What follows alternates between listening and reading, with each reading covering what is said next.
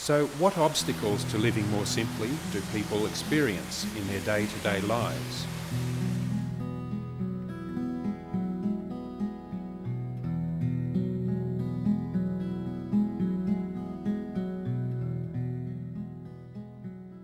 People in my age group, they're just battling to keep above water, that they get sucked into that same thinking. It's got to be out there. Everybody, both parents have got to be working, and you've got to have the 2 cars and the big house.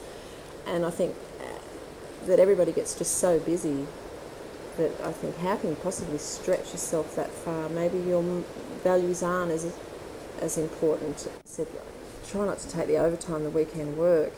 And he said, if I don't take it, that I'm looked upon as though I'm not keen, and the next guy will get the job. And I say, don't they have families? Don't they have children? Yes, but they just do it. The apparent tension between people's needs and sustainability has been explored by Caretakers, a community development group based in the Blue Mountains, just west of Sydney.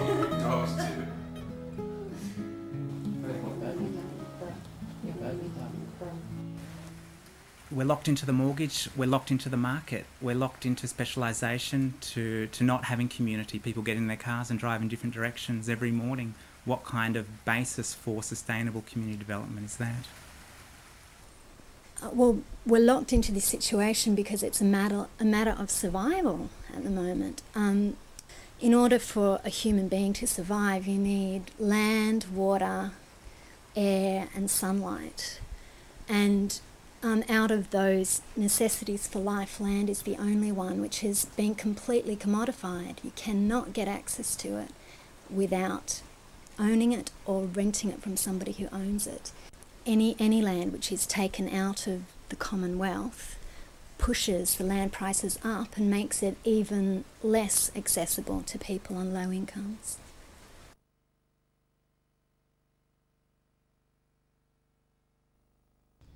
With each new purchase of land, its value overall is increased. This makes land even less accessible to others. This inevitably locks us into increasing competition with each other.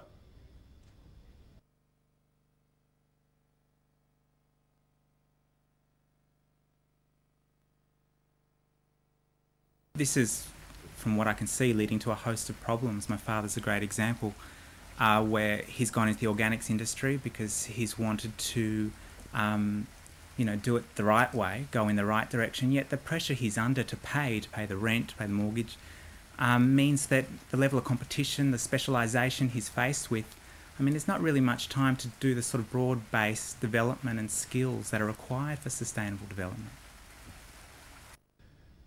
Green alternative industries, the tourist industry, technology and information industries have been promoted as sustainable ways for people to compete. Yet these industries are also fundamentally dependent on encouraging more consumption among people like us, who should be reducing our personal emissions by 90%. So you cannot make that decision to not compete as the way things stand.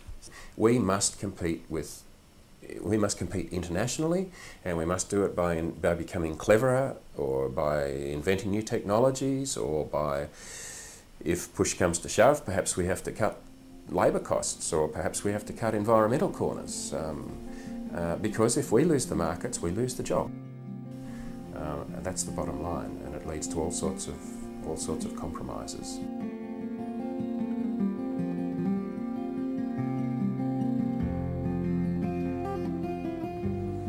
So, if committing everyone to the marketplace for land access is fundamentally what makes us unsustainable, what's the alternative?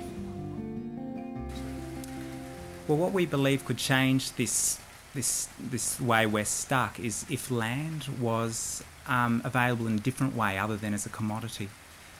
If we could access land freely, like we access water or air or the energy of the sun, we would have a new, more cooperative basis for our development, where we would not have to go out and compete, specialise. We could really have a new foundation for building community.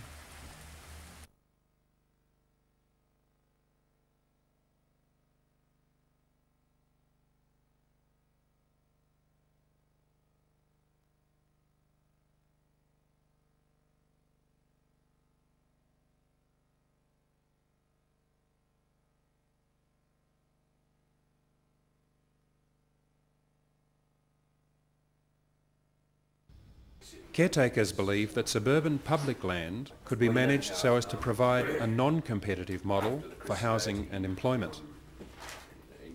They are working to establish a prototype which they hope could be expanded to serve an increasingly important function in the community.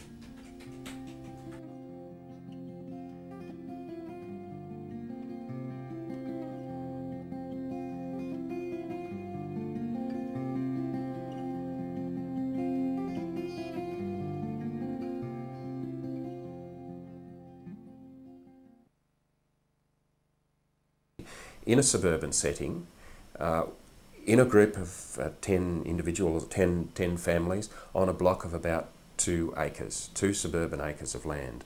And on that block they would build housing, and it would be quite a different style of housing to the one that exists now, because it would encourage cooperation rather than individualisation.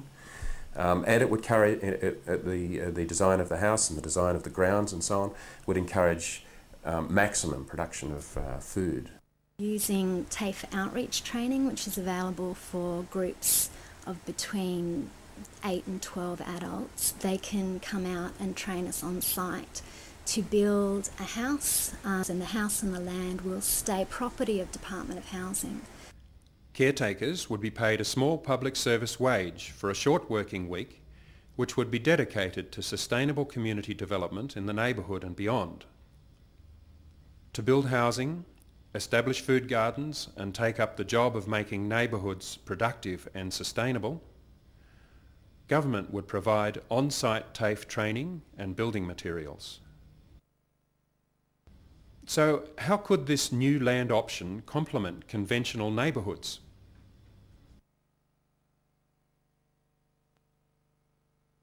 Caretakers will be like a community centre. We're going to be running all sorts of things. We'll be mentoring for other communities to be working in the direction we're working in. Community gardens, we'll have recycling depots, seed banks and tool banks. It contributes in new technologies, new ways of making decisions, new ways of designing houses, all sorts of benefits. In fact, the same range of benefits that we have enjoyed from competitive development, and there are very many, that same range of benefits can come from cooperative development, but they would be different benefits.